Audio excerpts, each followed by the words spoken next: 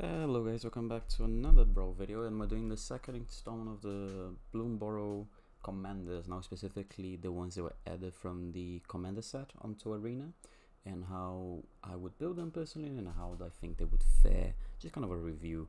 There's not that many this time around. I'm obviously not doing the ones that were already on Arena, no reprints, only new, recently added to Arena commanders. So let's get started. So just like last time, couple commanders I don't think are personally playable as commanders. Maybe in the 99 they can be played. So first we have Ishai, who's for 4 mana as a 1/1 with flying. Whenever an opponent casts a spell, you put a counter on it, and he has partner. First of all, partner can be interesting. So partner basically is a mechanic where you get to have two commanders as long as they both have partners, and then partner mechanic, and then you can run any cards in the colors of both commanders.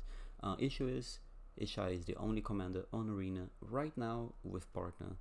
I assume the reason they added Ishai is that in the future they will add other commander with partner, because otherwise I don't see this card ever being playable, and even then I don't even think it will be that good, because obviously if you're playing commanders, 4 players, you'll get huge quickly. On a 2-player format, what you play on turn 4, your opponent gets a 4-drop, now it's a 2/2.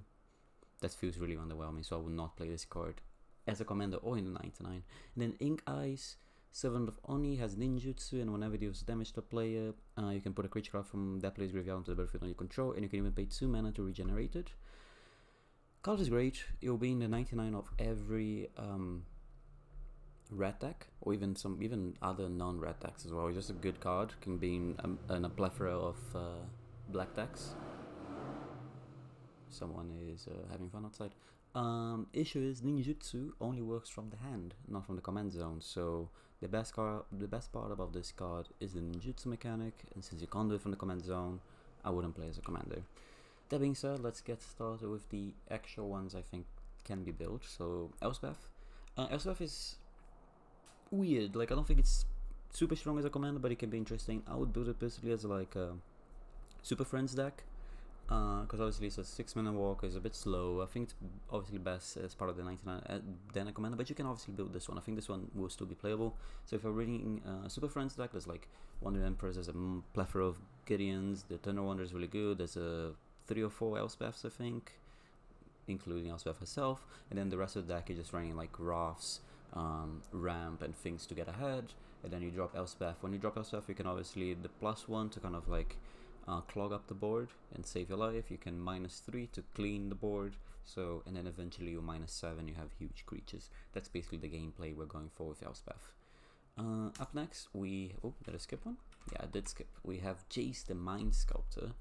So for 4 mana, the +2 on Jace, you look at someone's, the top card of a player's library, can be your own, give your opponents, and then you can put it on the bottom or leave it on top. The 0 is the main part we're interested in.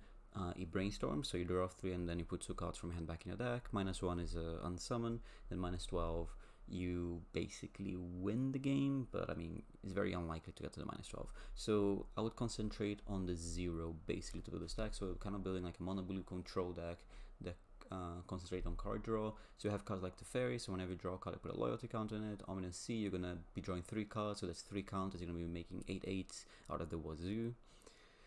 Same with Kraken, every time you draw a card you can pay 1 mana and then create a token. The Fairy's Tutelage is going to mill your opponent out very very quickly because it triggers for each instance of card you drew.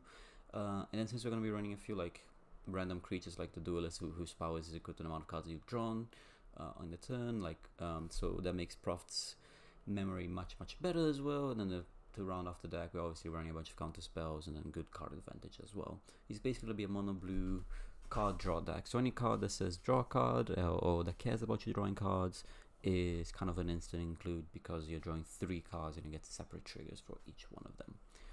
Next we have the Liliana of the Dark Realm. So this Liliana is a bit weird. It only has 3 loyalty on a 4-mana walk, it's a bit low, but +1 you search for Swamp. You can -3, but that kills it straight away to kill opponent creature or make one of your creatures huge. It gains X, where X is the number of swamps you control, and then eventually the interesting part is obviously the emblem. So he has a -6 that all your swamps now add 4 mana. So we're gonna run a very basic mana base of plethora of swamps.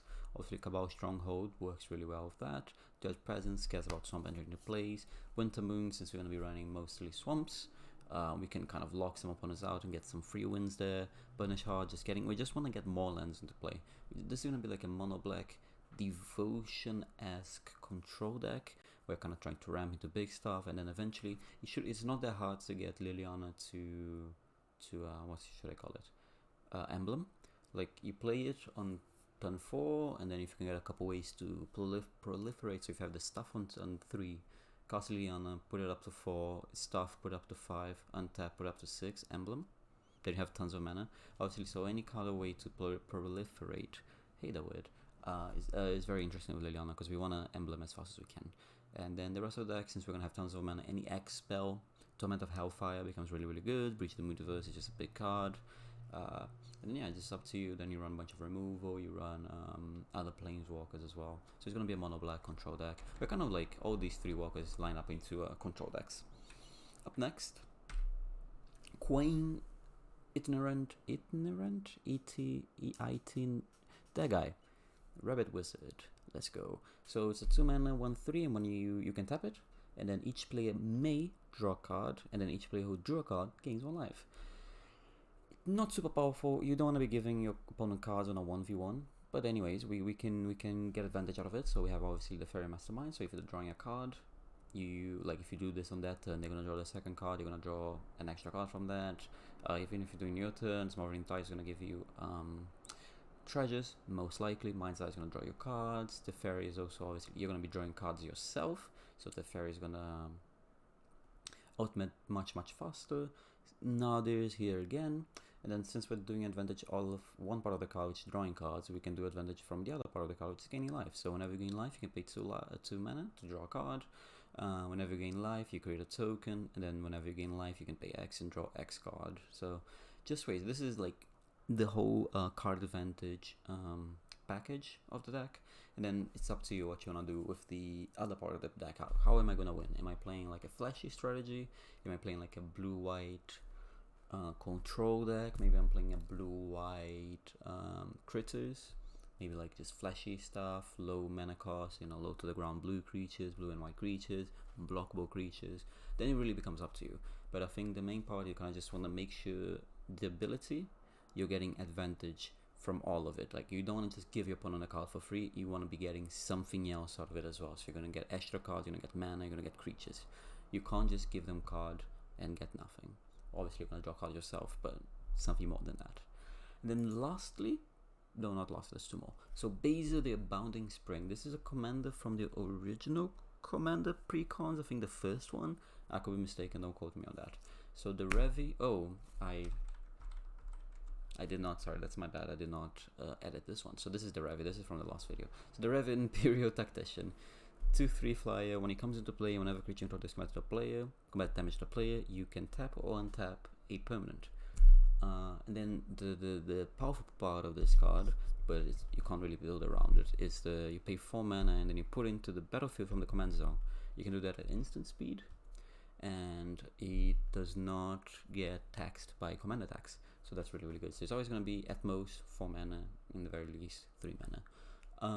So we're going to try to get advantage from tapping opponent stuff. So we obviously have Hilda, so whenever you tap something, you can pay 1 and get an ability, be a creature, be counters on creatures, be a card. The One Ring, if we one tap something, we can tap the ring to draw a card. The Revi comes to play, untap the ring, draw more cards. Sarith works really, really well because untapped creatures have hexproof, so you can use the Revi to come in out of nowhere and untap a creature and save something. Verity Circle works well because you're going to be tapping your opponent's stuff, so that draws you cards. And then the other way to get advantage is obviously untapping mana producing creatures. They produce obviously more than 1 mana. You kind of want to be gaining mana from the untap ability. So Savala can very easily produce more than 3 mana. There is the 3 mana one that if you cast a spell that costs 5 or greater, it untaps. That's also worked really well. It can be the 3 mana elf that adds 3 mana as well. So like any card that adds at least 3 mana kind of stuff, then you want to be untapping them to get ahead on mana. Give of Runes, a very powerful ability, protect a creature with direct when to play, untap it, protect another creature, and then any creature of activated ability becomes very, very powerful. So Captain Sisei is an example, but it's the thing that we talked about the other video. If you're just playing like a good deck, you're gonna have a bunch of legendary creatures by accident. Like, you're not meaning to have legendary creatures, but you're gonna have them. So Sister gets really good because you're playing Band, and as you can see here, I already put 1, 2, 3, 4 legendary creatures. Oh, it's a legendary card. My bad. 1, 2, 3, 4, 5, 6.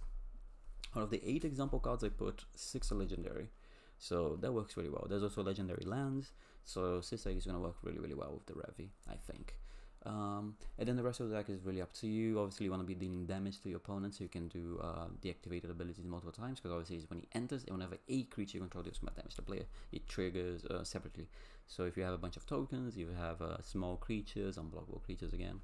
But yeah, the main idea is just untapping and tapping stuff and how to get value out of that. And then finally, Flubs the Fool. Oh, yeah, Flubs the Fool. Teemo commander, so 3 mana, 0/5, and you play an additional land on each of your turns. And whenever you play a land or cast a spell, draw a card if you have no cards in hand, otherwise discard a card. So we wanna take advantage out of having an empty hand and out of discarding cards. So first I have Song of Creation. I think this is a must include. You may play an additional land, so you can play 2 additional lands. Whenever you cast a spell, draw 2 cards. So you're obviously gonna discard a card to Flubs, or if you have no cards in hand, you're gonna draw a card, then this triggers. Obviously, you're gonna order the trigger yourself. You're gonna be drawing 3 cards every spell you cast, and then at your step you discard everything. So you're gonna have an empty hand to do it again the next turn. Containment Construct. Whenever you discard a card, you may exile the card from your hand. If you do, you may play the card this turn, so that works really well. Crucible of Worlds. So if you're gonna be discarding a bunch of lands, you can play the lands from your graveyard. Just make sure, like, I cast a spell. Oh, I need to discard a card. I discard a land. Now I can play this land I discarded. That's the idea there. Case of the Crimson Pulse works really well having an empty hand, because you're gonna be drawing 2 extra cards at the beginning of your upkeep. Commandeer is a way to empty your hand quickly. Drakehaven, we're going to be discarding cards, so any card they get advantage out of that, obviously good. Same with Riley. Is it Riley? Was it really? I don't know. Whenever you discard a first card, you draw that many cards. So that's really powerful. And then Splendid Reclamation, you're going to bring back all the lands you've discarded. So I see this as like a team. Obviously, you can try to combo out. That's probably ways to generate a bunch of mana. Yeah, again, if you add a Paradox Engine and Mana Dorks, you can probably combo out very easily. Which probably will be the main way people build, but you can also just play a team of value deck and just be rummaging through your deck, just playing a bunch of cards, playing a bunch of lands, getting ahead, and that's the story. I think it's an interesting commander to build. It's definitely one that I'm looking at. Out of these ones, I have not built any of them yet. I've only built from the main set, but alas, this time was a lot less commanders. Last one was like 27. This one was only like 1, 2, 3, 4, 5, 6 commanders, so that makes it much easier. So yeah, if you guys enjoyed, do leave a like, do subscribe, let me know which commander you'd like to see me build first. Hopefully this weekend I'll be uploading my first Bloomburrow commander, Brawl video with a Grixis rat deck. So subscribe if you're interested in seeing that, and I'll see you guys next time. See ya.